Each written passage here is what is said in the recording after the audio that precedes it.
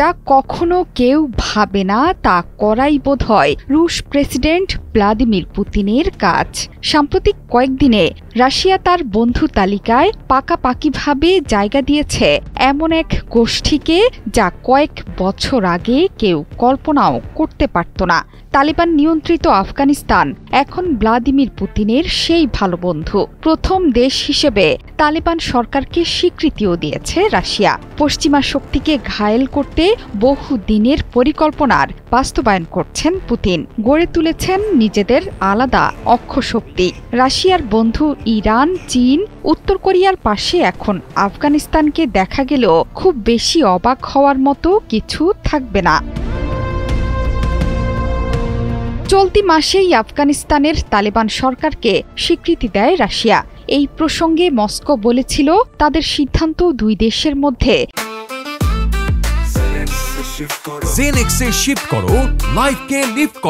পারস্পরিক সহযোগিতা আরও জোরদার করবে। কিন্তু একদিনেই তালেবানকে স্বীকৃতি দেয়নি রাশিয়া।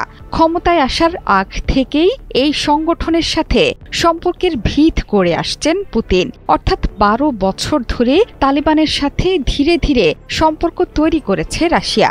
বিশ্লেষকরাও বলছেন নিজেদের নিরাপত্তা এবং ভূ রাজনৈতিক উদ্বেগের কারণেই এমন কূটনীতি গ্রহণ করেছে মস্কো। তালেবান সরকারকে মূল ধারায় নিয়ে আসা এবং আন্তর্জাতিক স্বীকৃতির পথ প্রশস্ত করতেই এই স্বীকৃতির পথ বেছে নিয়েছে রাশিয়া।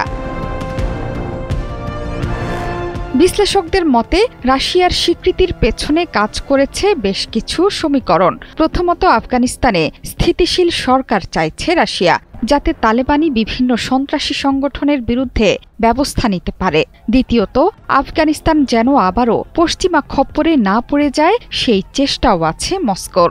এসব কিছুর বাইরে কাজ করছে আরো বড় কারণ, সেটি হচ্ছে আফগানিস্তানের বিপুল অর্থনৈতিক সম্ভাবনা। লিথিয়াম, বিরল খনিজ সহ অজানা খনিজ সম্পদে নজর আছে পুতিনের। ইউক্রেন যুদ্ধে পশ্চিমাদের খোল খাইয়ে ছাড়ছে রাশিয়া। পুতিনের ড্রোন আর মিসাইলের তাণ্ডবে ক্ষতবিক্ষত কিয়েভ। এই নিয়ে রুশ প্রেসিডেন্ট ভ্লাদিমির পুতিনের ওপর ক্ষিপ্ত মার্কিন প্রেসিডেন্ট ডোনাল্ড ট্রাম্প। পুতিনের তীব্র সমালোচনা করে রুশ সৈন্যদের বিরুদ্ধে লড়াই করতে ইউক্রেনে প্যাট্রিয়ট ক্ষেপণাস্ত্র সহ বিধ্বংসী সব অস্ত্র পাঠাচ্ছে পশ্চিমা জোট। রাশিয়ার উপর শুল্কের খড়গ চাপানোর হুমকি দিয়ে বসেছেন মার্কিন প্রেসিডেন্ট ট্রাম্প। যদিও এখন বোঝাই যাচ্ছে মার্কিন প্রেসিডেন্টকে কোনো রকম তোয়াক্কাই করছেন না পুতিন, সেটি সাফ জানিয়ে দিয়েছে রাশিয়াও। দেশের জাতীয় নিরাপত্তা পরিষদের ডেপুটি চেয়ারম্যান দিমিত্রি মেদভেদেভ বলেছেন ট্রাম্পের হুঁশিয়ারি পরোয়া করে না রাশিয়া।